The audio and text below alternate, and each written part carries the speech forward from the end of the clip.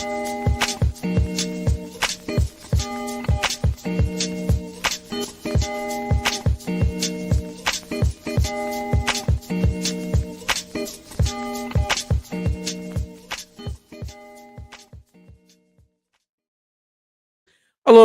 everybody, and welcome to the Afternoon Tune. I'm your host, Josh, and with me today is my special guest host today, Eris. How's it going there? Hi. Eris joined me previously. They were helping me review A Real Pain, the Jesse Eisenberg film there. Very, very nice. So thank you again, Eris, for that.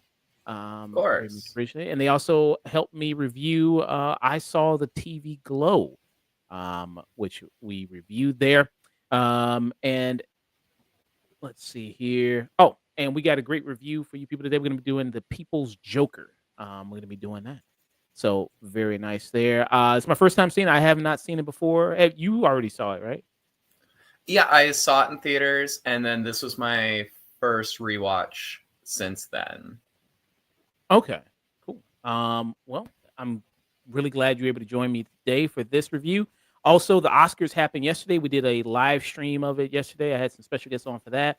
Hunter from the Real Pineapple Podcast. I had Gina on. I had Chris from Black Stubbs there.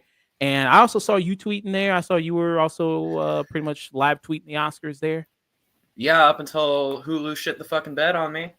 Yeah, a lot of people gonna get into that. Well, I guess we'll start first with the Oscar talk, and get into all that and what happened. I was also watching it on Hulu, and that was watching on a streaming service. So it just ended, and then it was like, "Thank you for watching." It's like, wait, but I'm not done watching. Yeah, right? So I was doing that. So I'll go over some of the winners there, winners, losers. Go over the performances, the show as a whole, and everything like that. But Eris, when people introduce yourself, what you got going on, everything about you. Oh, I'm Eris. I'm a mildly popular person on film Twitter. Uh, I watch movies. I write reviews sometimes. I just enjoy movies. I don't know. I'm a chill bitch. Uh, don't have much in the way of projects, but maybe hopefully someday once I have a little bit more disposable income. Okay. Very awesome. There we go. So we'll get into it. We'll discuss the big winners, the big awards, and we'll kind of move on from there and discuss the kind of events there of what happened that night and the host there as well, Conan O'Brien, who was the host, which I'm surprised to learn it was his first time hosting. Right? Yeah, I'm very surprised to know that. It seems like he was been a guy that would have edited the 97 years the Academy has been on. You think he hosted at least once or twice before? Yeah, and he fit in so well. I thought he was amazing. Yeah. All right. So did you have a particular category you want to start with first, or? Oh, well, supporting actor went to Kieran, which I think everybody saw coming. I don't think that was a big surprise. Yeah. So I after you. Yeah, so I was gonna read off. So the people. So Kieran Culkin won. That was the first award of the night. He won for A Real Pain. So the other people nominated in the category was Yura Barzov for Nora, Edward Norton, A Complete Unknown, Guy Pearce, The Brutalist, Jeremy Strong, The Apprentice. I thought Guy Pearce might win for The Brutalist. I still haven't seen The Brutalists. It's long. It's a good long one. No, yeah. I don't mind a long movie. I wanted to see it in theaters and then just didn't get the chance to. And now I don't think I've been to the theater at all this year, 2025. I've been broke as hell. Well, hey, some movies are coming streaming. Yeah, true. But I really want to see Mickey 17. I really want to see The Day the Earth Blew Up, the Looney Tunes movie. Oh, okay. Those are like my two upcoming releases that I really wanna see in the theater. Yeah, some good Opus is also. I'm excited to see that coming out with Io Debris. That looks pretty good. So yeah. And so Kieran But Culkin ended up. Oh, go ahead. oh yeah, I was gonna say yeah, Kieran won. I mean, we talked about A Real Pain last time. I'm a little lukewarm on the movie as a whole, but I do think his performance is excellent. But I think The Apprentice is a better movie, and I would have loved to have seen Jeremy Strong take it. I also would have loved to have seen Sebastian take lead, but I mean, I think we all knew it was going to be Kieran, and then Kieran had the most juice in the prerequisites, and like that was bound to happen. I thought his speech was funny, although I have seen other people get a little bit of icky vibes from the whole "let's have kids" aspect of his speech, which I get. I also got a little bit of like, a little weird, but also I'm like, I don't know, they're married. I don't feel qualified to comment on their relationship. You think he had the Culkin, I assume you gotta expect some shit like that. You think he had the best speech of the night? I can tell you, he didn't have the worst one. Well, I'll be interested to hear what your worst one is. I'd be interested to hear that. So yeah, he ended up winning. I wanted Yurov Borzov to win.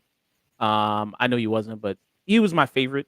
I think out of everybody listed here, really loved him and Anora. And then Anora I gotta check out Anora too. I haven't seen Anora. It is coming to Hulu March 17th. They announced that, so it is coming to Hulu. Oh, good. I was almost gonna rent it on YouTube, so I'll just wait for that. Yeah, but Anora was the big winner tonight. Took away 5 Academy Awards there, including Best Picture, Best Director, Best Actress. So it was the big winner that night. So, yeah. So yeah, it did sweep there. Were you surprised? So yeah, since we're already talking about Anora anyway, it did win Best Picture. Were you surprised? It did. Well, by the time I found out on Twitter, because Hulu, I had kind of expected it to, because it won director, it won editing, it won screenplay, and Hulu cut out right after they announced Mikey Madison for actress. Yeah.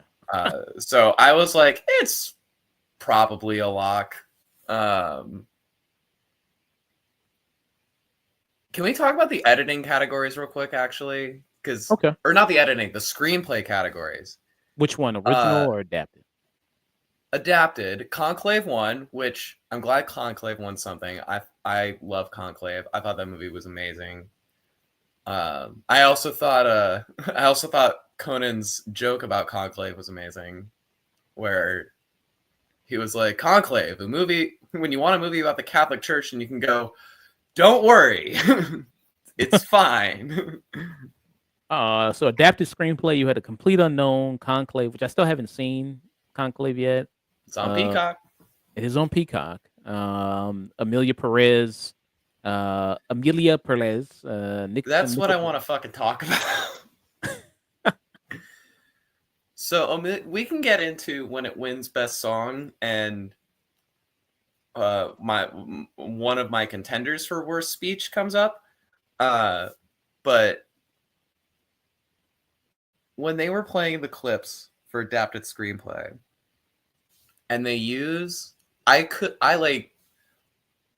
first of all, it's insane it was nominated for screenplay. The movie is trash. It's trash writing. When I first watched it, I gave it 1.5 stars in Letterboxd, and then later I was going through and I was like, I'm gonna bump that down to 1. And now after this award season, I'm considering it bumping it down to a half. Like, the more I think about it, the less I like it. But the clip they used for Amelia Perez was from the song Lady, which is one of the worst songs in like a sea of terrible songs. One of the worst songs, where Zoe Saldana is like, changing the body changes society. Changes society, changes the soul. changing the soul changes society. Changing society changes us all. What does that mean? What does that doesn't mean fucking any. What the fuck are we doing here? I was like, that's the clip you're using? If you're gonna use a clip from a song, at least use it from like a clip from when she's on the phone with both of that with Amelia Perez and Selena. Like, at least that one has like a little bit of something, maybe. It's all bad, but that's like one of the worst lines in the whole movie. It doesn't make any fucking sense. Yeah, that was one of the. I was surprised they picked that one. And like you said, not the scene where they're on the three-way call, or she's calling each person, like she's calling Carla, and then she's calling also Selena Gomez, and they're fighting each other, and she's trying to calm each one of them. That's a much better. If you're gonna pick a better scene, that is a much better scene there. Or the scene where she's on the phone with her when she gets kidnapped. That's a solid scene. You could probably pick that scene. I mean, you can. The one thing I will say about Amelia Perez is that I'm pretty sure there are at least one unbroken 15-second chunk of that movie that you could clip out for an Oscar ceremony. And Amelia Perez, so it was nominated for 13 nominations, the most nominations for a non-English speaking film there in the history of the Academy Awards. It ended up taking 2 awards. Zoe Saldana won for Best Supporting, which I think pretty much everybody knew was a lock. Everything it was a lock. It's complete category fraud. She's the lead of that movie. I think somebody said that pretty much they feel like also the same way that Zoe Saldana feels like the lead of that film, even though it's called Amelia Perez and it's Carla Sofia Garcon, who was there that night. She was at the Academy Awards. There was some jokes there about her. So they did some good ones there. Let me see what was the joke that Conan said there about her. Let me see if I can pull that. Honora has the word "fuck" 472 times, which breaks the record set by Carla Sofia Gascon's publicist. Yeah, and then didn't he also say if you're gonna tweet about the awards, make sure to put that I'm Jimmy Kimmel. He said there. Yeah, my name is Jimmy Kimmel. That was hilarious. Conan was so good. There was some jokes there, so he was solid there. I thought he was solid. He moved the show along at a good pace. There wasn't, I don't think, any cringy skits or anything like that. Really, I think that didn't waste too much time. Not at all. Literally, only one runtime joke, but it was like it was like a positive one about the Brutalist. Yeah. So where he was like, "I love the Brutalist so much. I never wanted it to end, and luckily it didn't." And this was the Conan joke right here that you said with the F word there. They had that one. So yeah, she was there. Which people saying, I don't know. The people were speculating maybe she wasn't gonna be, maybe she was. So they ended up showing up. I mean, they reported that she was gonna be there, and then she did show up. And they cut to her when he made that joke, and she did not look very happy about it. So yeah, Zoe Saldana, she was a lock. She won for Best Supporting there. And she was up against Monica Barbaro for A Complete Unknown, Ariana Grande for Wicked, Felicity Jones for The Brutalist, Isabella Rossellini for Conclave. I wasn't really too excited about anybody here.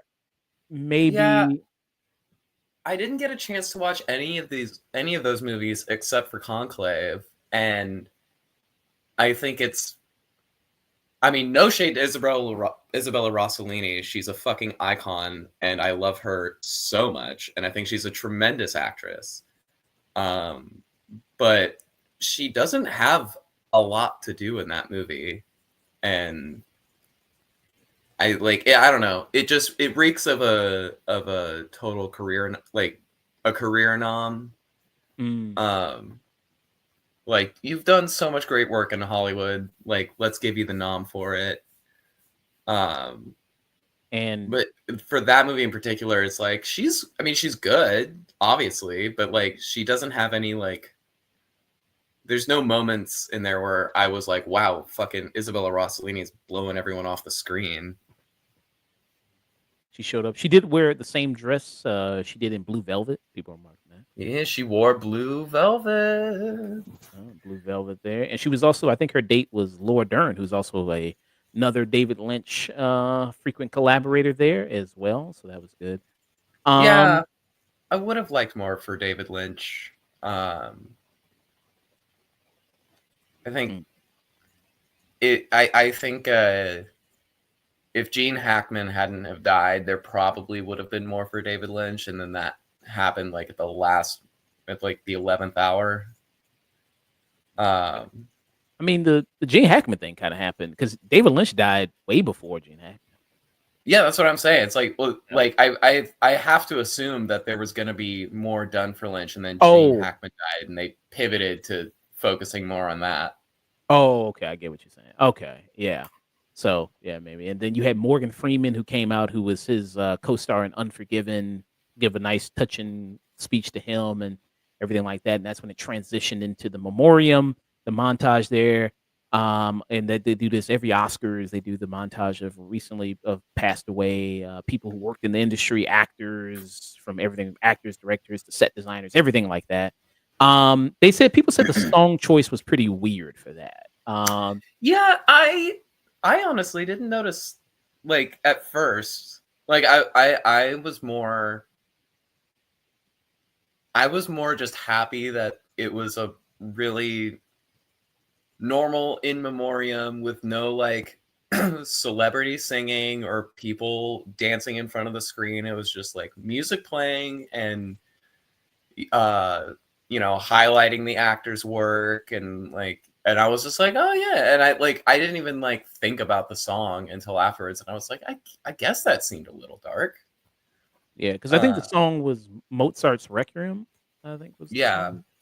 I also just really like that song. So I didn't even think about the fact that it's like a real dirge. It's a real like haunting piece. And people were saying, so of course, sometimes as always, they leave some people out, some people get omitted from it. And they were saying Tony Todd, Candyman himself, they did not show him. And also they did not show Michelle Trachtenberger there. Michelle Trachtenberger, who recently passed away as well. Trachtenberg, who people know, Harriet the Spy. She was in Buffy. She was Gossip Girl. Many things there. Who recently passed away as well, around the same time as we found out about Gene Hackman. So that's disappointing. Obviously that you couldn't get her maybe in there. I mean, I have thoughts on this, and I tweeted about this. Well, first of all, I literally watched like Gossip Girl for the first time literally the night before they announced that Michelle Trachtenberg died, and I was like, that's fucking creepy and weird. But listen, I do not envy the people who have to. And Shannon Doherty was the other person they said they owned. Yeah, who I'm actually not that familiar with. I don't envy the people who have to put the in memoriam together. It's a lot of work and it's tough. And at the end of the day, you're never going to get everybody. And I understand why people would be upset. Obviously, Tony Todd is an incredible actor, and he deserved fucking 7 Oscars for Candyman. He's incredible in that movie. And Michelle Trachtenberg's an icon. I don't know Shannon Doherty. I'm sure she's great. At the end of the day, hundreds of people die every year. And I feel like it's almost, I don't want to say it's more disrespectful, but I feel like it's you're trying to get not only all the famous people that everybody knows, but you're also you're including people, you're including publicists and agents and set designers and all these behind the scenes people too. And I feel like if you are filling it with all the famous people and leaving out all the crafts people, then it's just like, you know, you got to find a balance. And if you are trying to find a balance, you know, you got to make cuts. You can't get everybody. A lot of people die. And I don't mean that in any sort of disrespectful way to the great Tony Todd and Michelle Trachtenberg and like all these people. Like, obviously I would have loved to have seen them. It's just a hard job. And like, I like the people who have the job to make the in memoriam, like that can't be easy to make those cuts and figure out like what you can and can't do. I will say though, I thought it was real rude that they like went to that upper level about halfway through the in memoriam and did some more actors, and then like Shelley Duvall was on screen for maybe like 2-3 seconds, and then the curtain went back down. That I think people should be more upset about than the fact that like Michelle Trachtenberg wasn't in the in memoriam. She literally died like the day before. Yeah, I see. Not the day before, but like I guess it was around the same time as Gene Hackman. But now you can make an argument that we didn't need the fucking Bond tribute or the Quincy Jones tribute. Yeah, that was also another thing that people I wanted to talk to you about. So they did the Bond tribute. Some people are speculating the reason they did that. They did Diamonds Are Forever, and they had good performers. They had Doja Cat, Lisa. They had Ray, who I didn't know about Ray beforehand, but you know I checked her out afterwards. She's pretty good. She also was really good in that performance too. And they had Margaret Qualley there as well, dancing, and Margaret Qualley looked really good in that red dress. I mean, all the women looked really great. Good. I mean, I didn't mind the Bond tribute. But I was also confused because I feel like they did a Bond tribute a couple years ago, and they also did a Bond tribute in like 2013 for the 50th anniversary. So like, what's going on with all the Bond tributes? Are we literally tributing the franchise because they sold it they finally gave the rights to Amazon? Like, I think that's what some people were speculating that's why they did it. They also did give honorary Oscars to Barbara Broccoli and then Michael G. Wilson, I think is the other person. The producers Barbara Broccoli. Yeah, Barbara Broccoli there. I'm fucking up all the names today. And then who's been the longtime producers of the Bond movies. They gave honorary Oscars to them. That's cool. So they did. I just realized they didn't do the honorary Oscars or Lifetime Achievement Awards on the broadcast this year. Yeah. I think they've relegated to doing those like I don't know, like off screen. They relegated to kind of doing those mostly. Yeah, but sometimes they'll like show a clip of like a couple wins, like a David Lynch or a George Lucas or whatever. Yeah. But I kind of like the element of the theater of that. I wish they did that more at the Oscars, of actually singing and performing and dancing. Yeah. I get people say it's already long enough, but I like that. I like that element there. I grew up watching the Oscars. It was always a yearly tradition in my family, and I so vividly remember the 2010 Oscars. So for the movies of 2009. And I remember they had like interpretive dances for all the original score nominees. And I thought that was so cool. And I remember the dance for the Up score was fucking incredible. And I wish they would do that again. I thought that was a great idea. I think that was the year that I think that was the year that Franco and Hathaway hosted. I think you're at 2010. I think that sounds about right when they did that. Yeah. Which I remember liking as a 12-year-old, 13-year-old. But I have seen clips of since then and been like, ooh, yeah, that wasn't great. Yeah. The hosting, to be clear, not the dance. Yeah. So yeah, I like that kind of that element there. I get people say it's already long enough, but I like that element of production when it comes to the Oscars there. And then also they did another one. They did The Wiz is a tribute to Quincy Jones. They did Ease on Down the Road, Queen Latifah.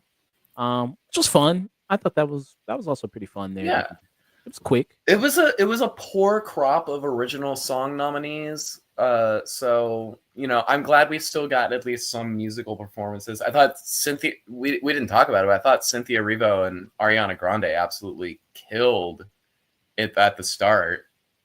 Oh yeah, they opened up the show. Yeah, both of them, which was Um, I haven't seen Wicked. It's not a it's not a show that I really grew up with or have any real connection to. Um, but I was like, okay, wait, maybe I should check this out. Like, actually, though, I think Cynthia Erivo. There were some moments in that performance where I was like, she sounds like Whitney Houston. I mean, she is a legend when it comes to theater. I mean, people regard what she can do as far as her voice and how she can build things out as like really, really impressive. So, um, Yeah, there were just like some moments that jumped out to me. I was like, oh my god, like she sounds exactly like Whitney Houston in a good way. Like I was like, this girl's fucking talented. so original song, you had El Ma, you had Journey, Like a Bird. The Journey was from Six Triple Eight. Like a Bird was from Sing Sing. You had Me, Camino from Amelia Perez. Never Too Late from the Elton John Never Too Late film. And then El Ma, that was the other win that Amelia Perez got there at the Oscars. Um, yeah, like you said, it's kind of a weak year. I mean, I don't know. I think Like a Bird, you could have given it to for Sing Sing. I like that. That was pretty good. Um, Sing yeah. Sing's another one I gotta check out. So I thought that was Uh, there, but I think El Mal is a fucking terrible song. It sucks. uh, It's not even as good. It's a worse song than the other one they nominated, which is also like mid as fuck. yeah, that was the one, the El Ma song. If people seen the movie, that's the one with Zoe Saldana, and she's dancing in like the ballroom or the Yeah, and gala. the clip they don't show you is when she jumps on a table and like starts humping like I can't remember if it's a wig or a piece of cloth, but she starts just like rubbing it on her fucking pussy and it's weird. And it doesn't I'm like what it feels out of nowhere and maybe I wasn't paying close enough attention to the lyrics because at that point I was like kind of out on the movie. But I was like, why? I don't yeah, why? Why? What the fuck is this? It's so sexual for no reason, and the lyrics just do not match it at all. Um,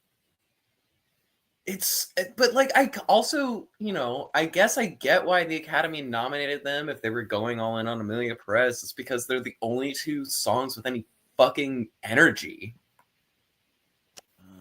Yeah, I mean, I don't really have much to say about original song, like because you say it wasn't really, to my knowledge, there wasn't really that deep of original songs this time around. I think I guess the one thing I will say is that if there was ever a year when the Academy could just say fuck it and finally give Diane Warren her goddamn Oscar, it was this year, and they didn't do it. So we'll see her next year. yeah, Diane Warren, yeah, she's the one who did Journey for Six Triple Eight there. Score, I have more to say about that. I feel like you could have nominated Challengers or The Substance for Score. Yeah. The score substance is really good. Or the substance score is really good.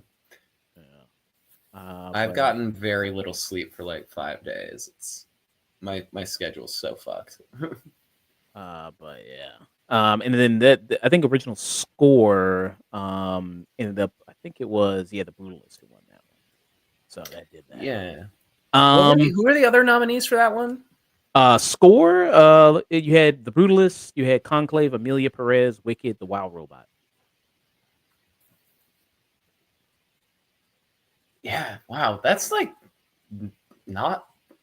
I mean, like, not that those scores are bad. It's just like I love Conclave. I couldn't tell you what the score sounds. I remember it being pretty good, Yeah. but like the Challenger score is one that I was like, I'm gonna go back and I fucking listened to the whole score just on YouTube, like, or on Yeah. Spotify or whatever. Like, I did the same thing with that one and the Substance. I'd buy that score on vinyl. I mean, you couldn't miss the score in that movie because that shit was playing even when people were talking and blaring. I mean, you could not miss that score. That was one of the most fun theater experiences. It's so stupid that Challengers didn't get anything. What a fucking great movie. That was a great movie. You could have did editing with it. You could have did, I think, cinematography with it. Yeah. Oh yeah, you could have done actress, actor, supporting actor, however you wanted to fudge those numbers. Let's do the actors. Let's do those. Their best actress in a supporting role. There. So we mentioned Zoe Saldana already. Amelia Perez. We already talked about that one pretty much. Best actor. There in a leading role. So you had Adrian Brody, The Brutalist, Timothy Chalamet, Complete Unknown, Coleman Domingo, Sing Sing, Ralph Fiennes, Conclave, Sebastian Stan, The Apprentice.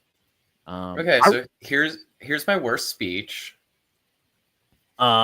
Adrian Brody, who went, so he officially has the longest speech in Oscar history, at 5 minutes and 40 seconds. That is now the longest speech in history there. He has that record. And he even told the people to cut off the music. He's like, cut off the music, cut off the fucking music. I won this before, and I'm gonna finish what I gotta say. And they cut off the music, and they just let him. And then he didn't say anything.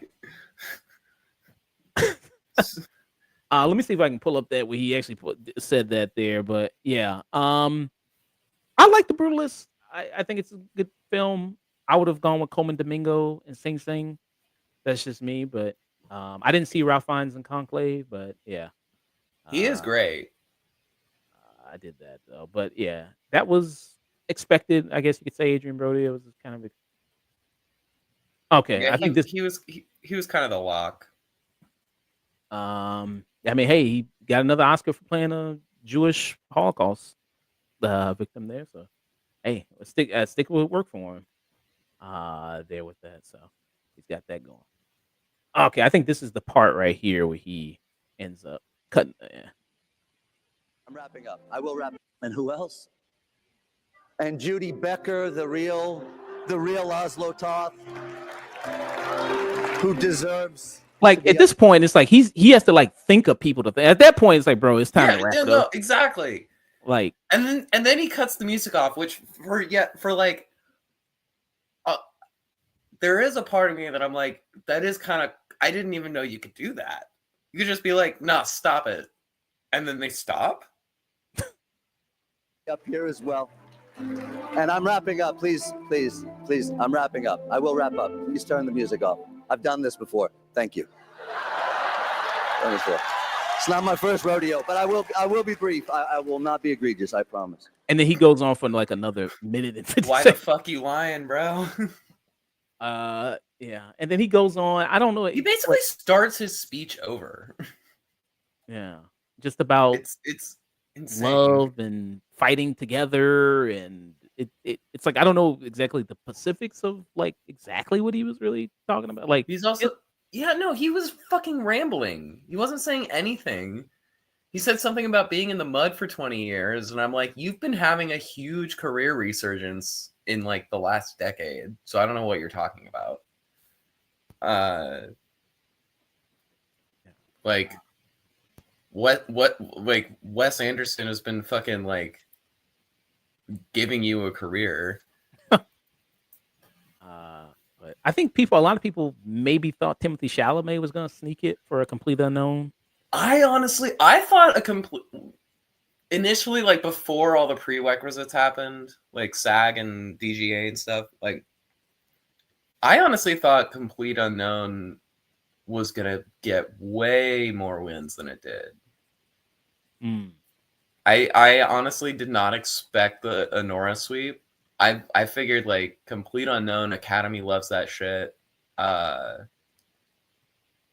And I didn't even think that until like I was in the theater and I saw a trailer for it and I was like, oh, this is like this is like what the modern Oscar bait is. Like Mm. I mean, when I saw A Complete Unknown, I didn't think it was gonna get as heavily nominated as it did. I was just like, oh, okay. I mean, it's solid. I didn't really think it was like, okay, it's gonna get nominated for all these performances and best director and best picture, and I was like, oh, okay. And I think that and Nickel Boys were the only two best picture nominees to not get any awards. Were the only two there to be nominated for best picture and get nothing the night. Best director, Sean Baker, Anora. well, you know, we should actually get to People's Joker, honestly. Oh, okay. I Yeah. am Yeah. running out of time. Oh, sure. Yeah, absolutely. Okay. So yeah.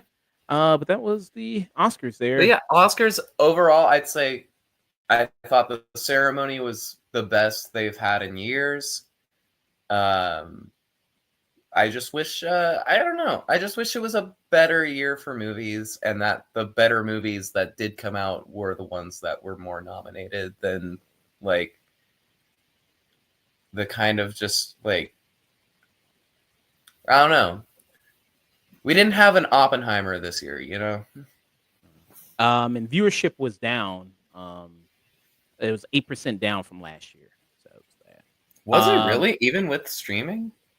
Yeah, this is draw Oscars drew their 18 million viewers, an 8% drop there. Maybe it was because all the glitches. Maybe that's also maybe that's why. Because like we mentioned, Hulu. Or is that including Hulu or is that yeah, that's also including I think other networks there. The Academy Awards drew 18 million viewers on Sunday. ABC cited Nielsen data. Actually doesn't specify streaming or not there. Oh no, they do. It says here ABC broadcast Oscars on Sunday, as it has for decades, but the show also streamed live on Hulu, which helped boost viewership. So it's also including that as well. okay? Yeah. Real quick, Best Actress. That was probably the most controversial one. A lot of people thought Demi Moore. I thought it was gonna be Demi. I really did. And I hope Mikey Madison continues to have a great career. I am worried that this is going to be one of those instances where the young ingenue wins the Oscar and then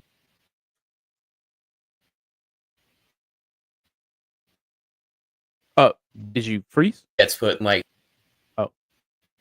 Oh, I think you froze there.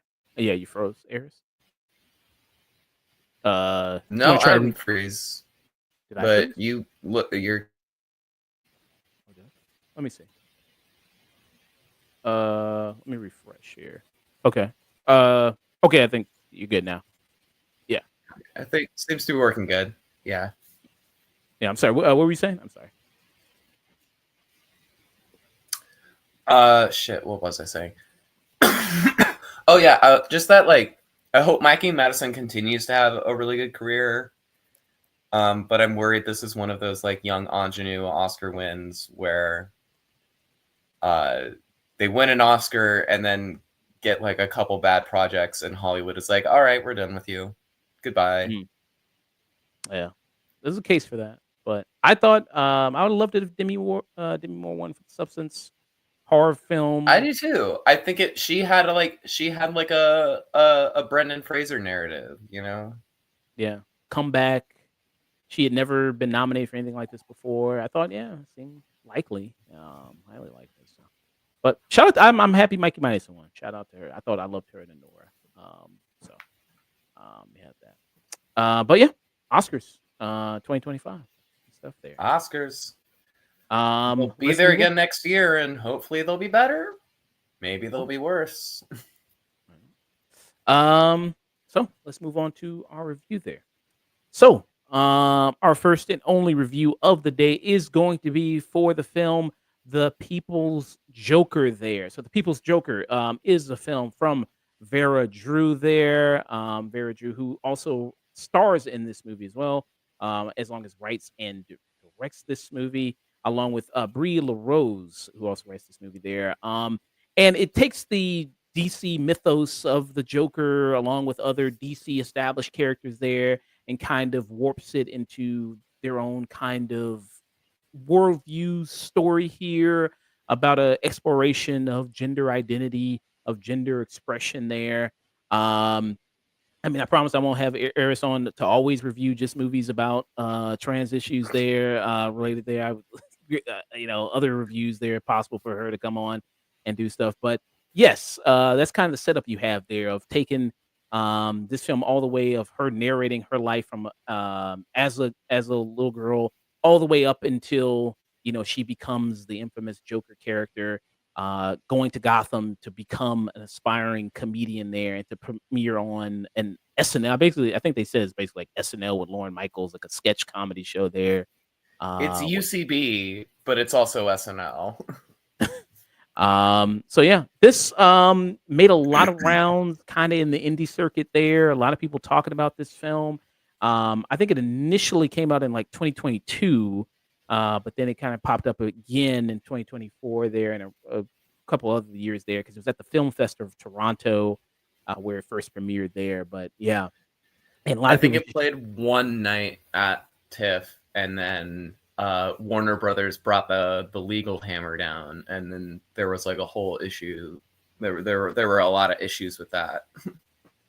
So it is on Amazon Prime right now. People can check it out. People can watch it there. You have to pay though for it, which I did. I ended up paying. It's also on Mubi. Mubi, yeah, the brother of Tubi. You have that kind of going on.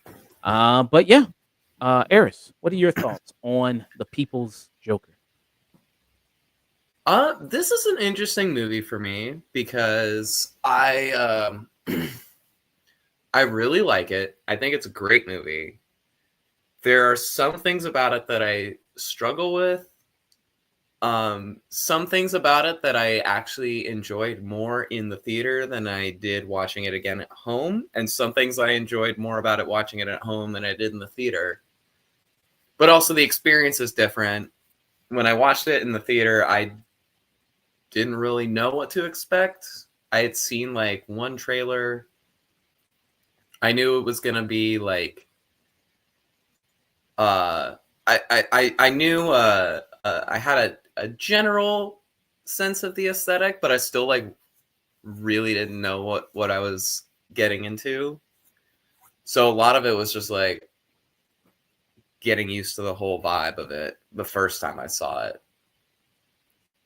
But it was also, I feel like it was a more emotional experience for me in the theater than it was at home, if that makes sense.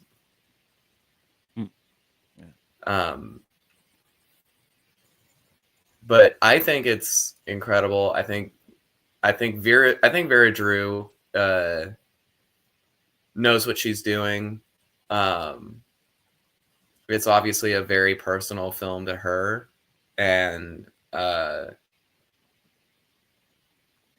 there's parts of it that I really relate to a lot. I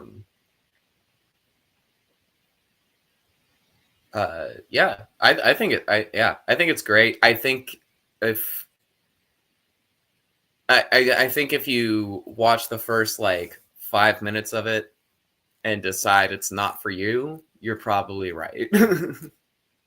Yeah. So if you see the trailer for this film, it has a very, kind of cheap looking student film. It looks like if you've ever seen a Neil Breen film, kind of one of those type of movies he tries to make. Neil Breen is one of these disaster artists, kind of like Tommy Wiseau, who a lot of people clown about their movies, about how terrible they are. But it seems like here, even though it has this kind of aesthetic of like this obviously cheap looking special effects and CGI and some animation, like, I mean, obviously, the budget that they're on, they can't, obviously splurge there and do all these very professional special effects. But, also it seems like that's kind of intentional in telling this story, this kind of way it's kind of being presented here in this kind of crazy type manner, with it, like this mix of, like you see in this trailer, they'll do live action with animation. All of a sudden there'll be sequences where it turns into animation.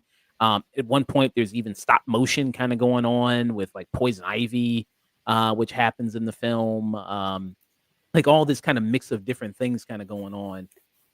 So yeah, I mean, if you see the kind of trailer for this and you automatically go like, yeah, you probably decide within the first kind of maybe minute or so watching the trailer that whether it is or isn't for you.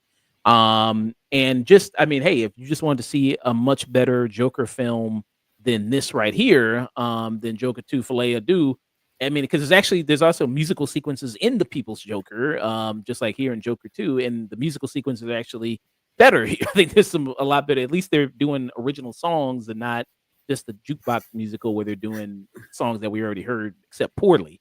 There you had that kind of going on. I mean, in relation to the Joker, and we see a lot of that kind of going on now with obviously the popularization of Joaquin Phoenix's Joker films. How do you think, as far as those two things, really play such a huge part in this movie? Well, I mean, I love the way it incorporates all, like, a lot of the Batman lore. And like retooling it to fit the narrative. I I love how like the character of Mr. J, Vera Drew's trans man boyfriend, it was Carrie Coon and then transitioned into Jason Todd.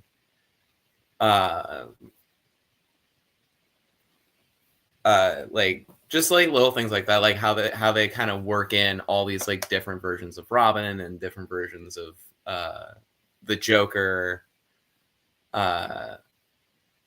into like one very chaotic but very cohesive narrative.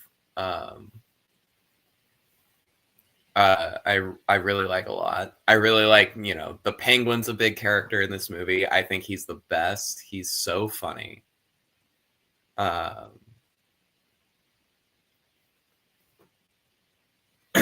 Poison Ivy, like you said, and Batman's one of them. Groom. You know, a minor. Yeah, they present Batman as kind of groomer here. I don't know how maybe some people will feel about that as far as messing with the lore as far as it goes with DC Warner Brothers stuff. Also, everyone knows that Bruce Wayne is Batman.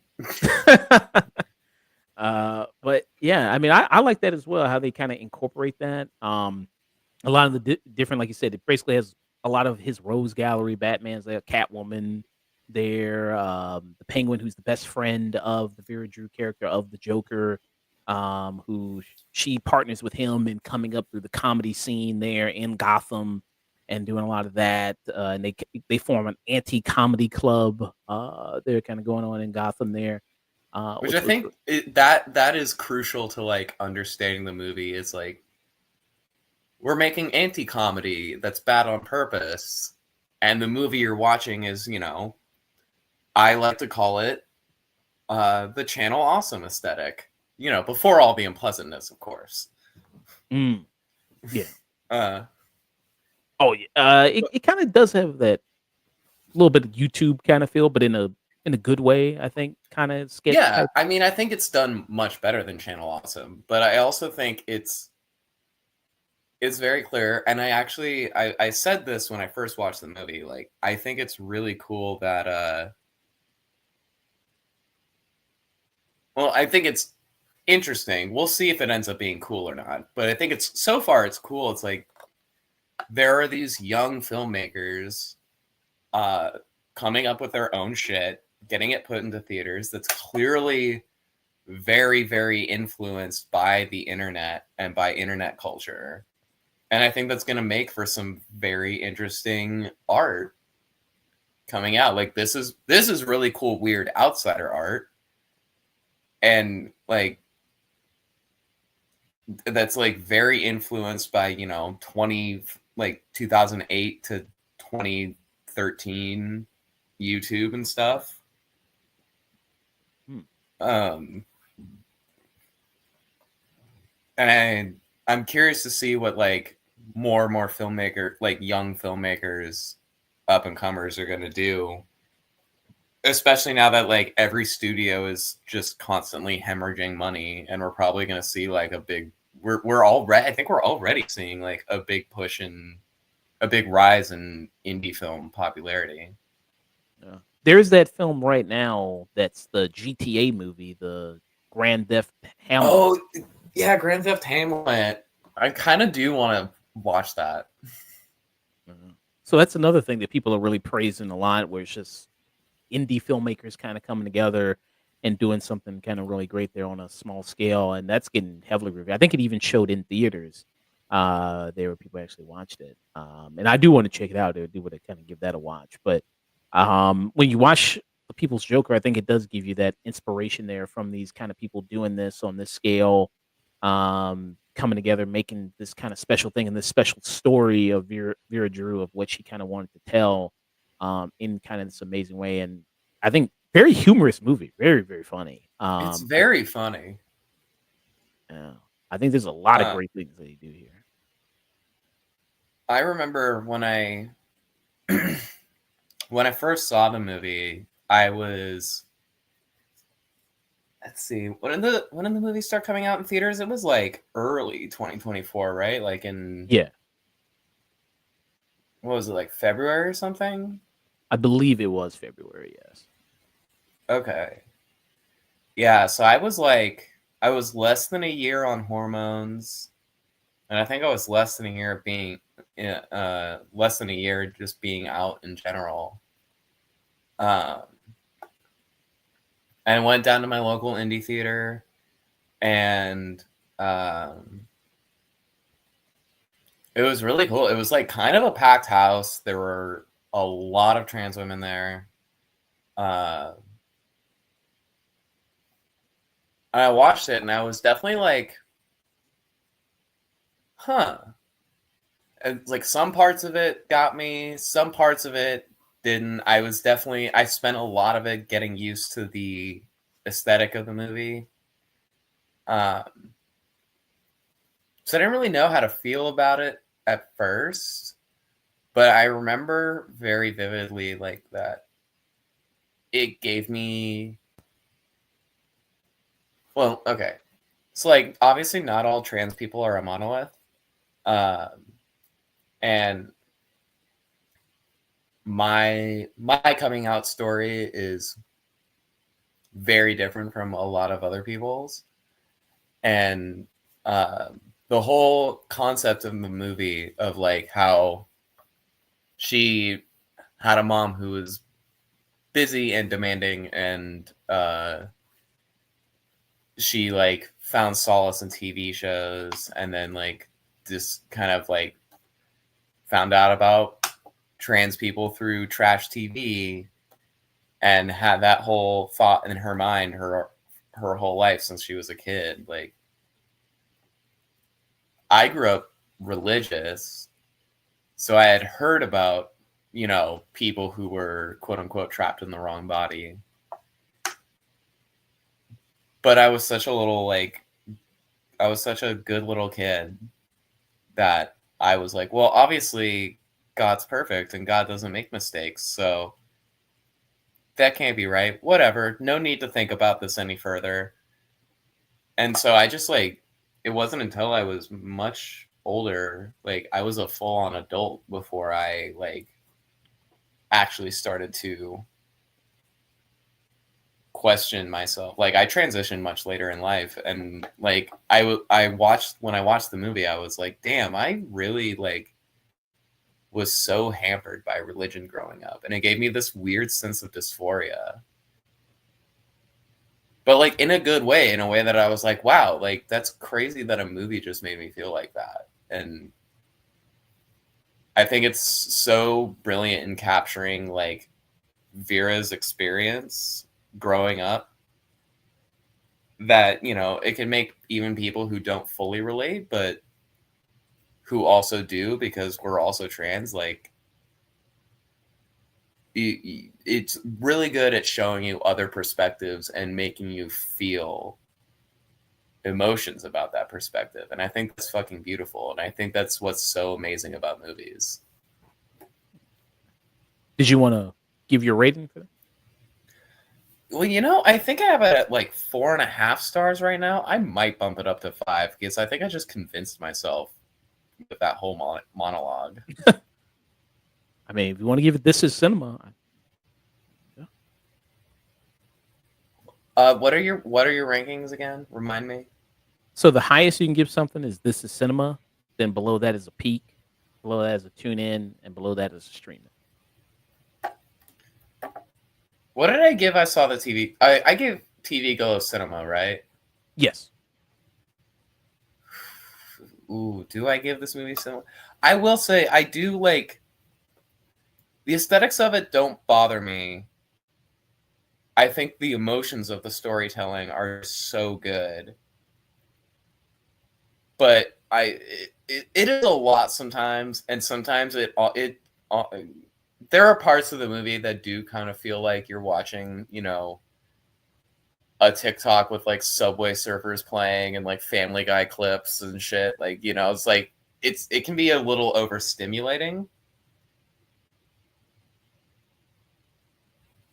But I think for how good the storytelling is, I think I gotta give it a This Is Cinema, but it's not. It's like some people aren't gonna like it, and I can totally understand why you wouldn't like it.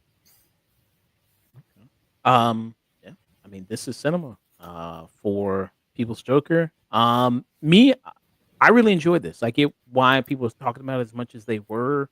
The creativity of this. I mean, the parody that they do as far as bringing in the DC universe and using the Joker and then all the Batman characters there. I think it's very well done.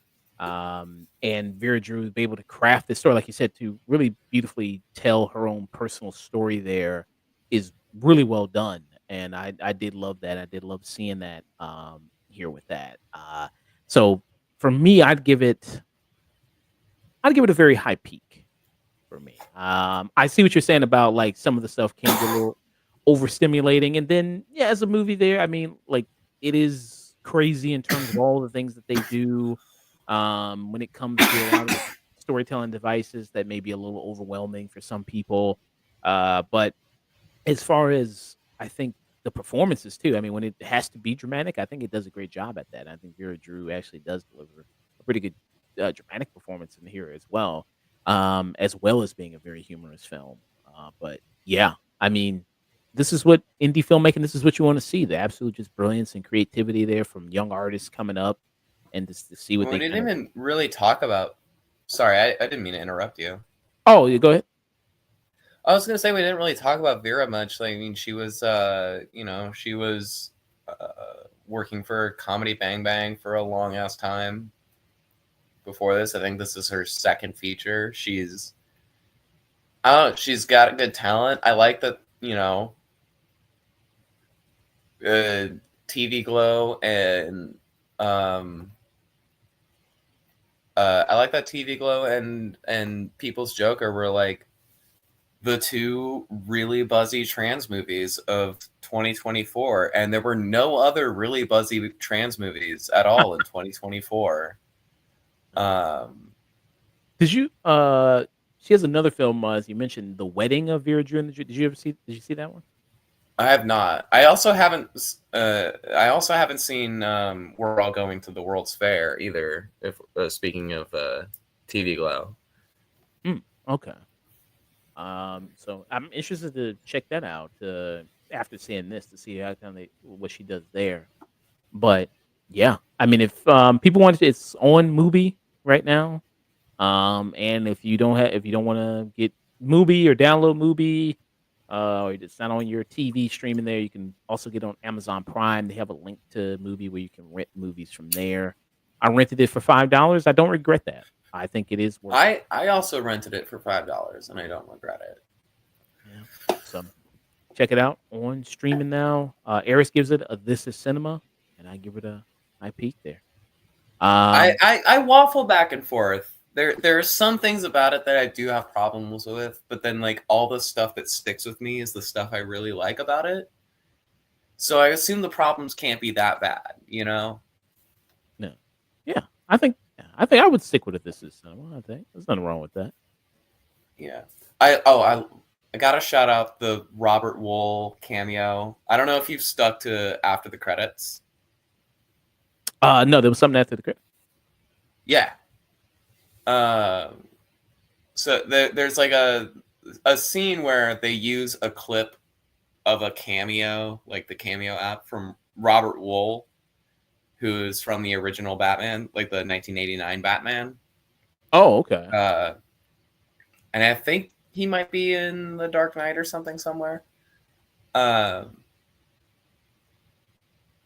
they use like a clip of him during like some sort of montage sequence, a clip from a cameo.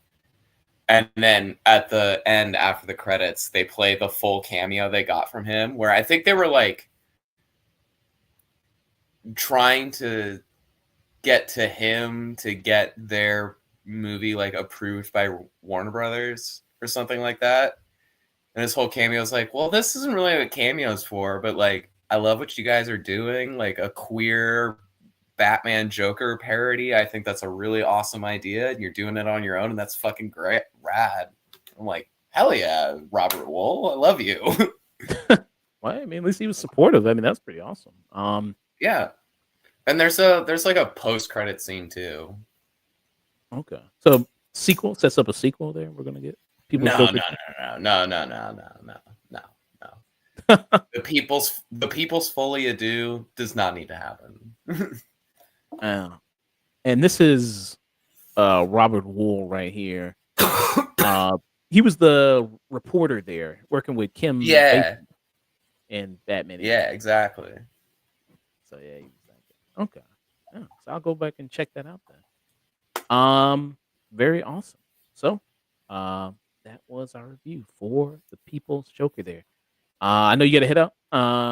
There. You want to let people know where they can find you? What you got going on? What you got coming up next? All that good stuff. There? You can find me on Twitter at tgirlsigslut. Sig with a C. You can find me on Instagram if you want at the same at. Although I never post there. I mainly use it for my IRL friends group chat, but maybe once a year you'll get something from me on there.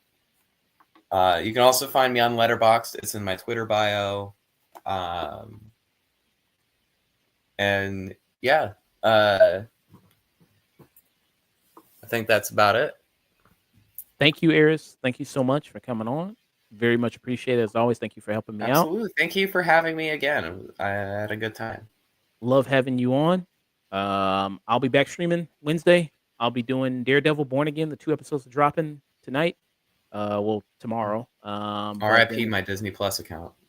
Yeah. Did you want to borrow mine? I can borrow mine. Watch Daredevil. Disney cracked down on that shit, man. Oh, they won't let. I was on my family's, and then suddenly I was like, "Oh, this device isn't part of your household." Oh, yeah. They don't believe in sharing the password is love. I guess they don't believe that. I guess. Right. But yeah, I'll be doing that. Sucks now. Doing an initial impression of that. In Zhao, I'll do In Zhao 2, the Chinese film there. Doing a review of that Wednesday with Sage from Rated M for Immaturity. I'm gonna go ahead and throw over to Dante's playing the Grand Blue Fantasy Versus there. Yeah. So to everybody out there, stay tuned. Thank you, Austin CK. Thanks for showing up, man. Much appreciated there. All right, everybody. Out of here. Bye.